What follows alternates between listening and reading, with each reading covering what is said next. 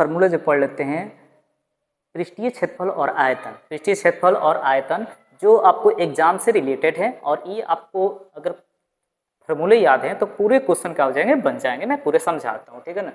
जैसे देखिए, अगर पूछता है कि घन का, पूछता है कि घन का आयतन, तो घन का आयतन होता है भुजा क्यू। घन का क्या आयतन होता है आपको, भुजा क्यू होता है, ठीक है ना। और घन का अगर पृष्ठीय क्षेत्रफल पूछेगा तो 6 गुना भुजा स्क्वायर, 6 गुना भुजा स्क्वायर, ठीक। अगर एक घनाभ दो घनाभ को मिल जाए तो घनाभ बन जाएगा। तो घनाभ का पूछता है, घनाभ का अगर आपको आयतन पूछता है तो लंबाई गुना चौड़ाई गुना ऊंचाई। घनाभ में लंबाई, चौड़ाई और ऊंचाई होते हैं, ठीक है, ये आपका घनाभ है।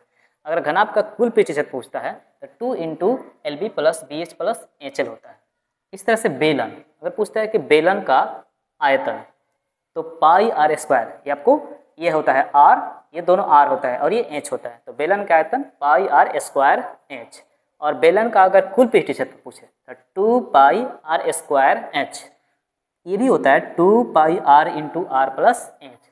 अगर पूछता है कि शंकु का आयतन, शंकु का आयतन पूछता है, तो शंकु आपका ये है। शंकु में आपको ध्यान रखना है, आपको यहाँ से यहाँ तक डी का मान होता है और आधा पर से आर होता है, और यहाँ से यहाँ तक एच होता है, और ये आपको एल होता है।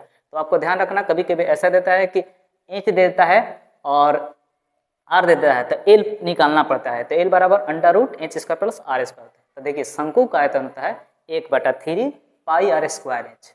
अगर शंकु का कुल वक्र पृष्ठीय क्षेत्रफल पूछे तो पाई आर एल होता है, पाई आर एल। पाई का मान आपका 22/7 होगा या 3.14 होगा, वहाँ पर दे देगा। देखिए, शंकु का अगर कुल पृष्ठीय क्षेत्रफल पूछे, शंकु का कुल पृष्ठीय क्षेत्रफल, तो pi r into l plus r, pi r into l plus r. अगर पूछे गोले का, गोले का अगर आयतन पूछे तो आपका हो जाएगा 4/3 पाई आर क्यू। गोले का वक्र पृष्ठीय क्षेत्रफल चाहे कुल पृष्ठीय क्षेत्रफल, तो 4 पाई आर स्क्वायर।